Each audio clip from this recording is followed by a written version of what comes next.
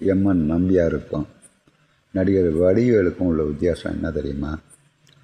4 தலைமுறையாக வில்லனாக நடித்தவர், அதாவது கெட்ட குணங்கள் படைத்தவராக நடித்தவர் எம்என் நம்பியார். வாழ்க்கையிலே மிகப்பெரிய தர்மசாலி, கெட்ட பழக்கம் இல்லாதவர். எந்த ஒரு கெட்ட பழக்கமும் அவர்கிட்ட கிடையாது.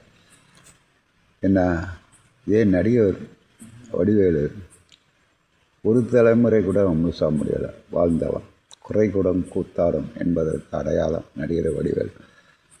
எம்ஜிஆர் சொன்னது மாதிரி, வயிறு வலிக்க சிரிப்பவர்கள் மனித ஜாதி, பிறர் வயிறு எறிய சிரிப்பவர்கள் மிருக ஜாதி.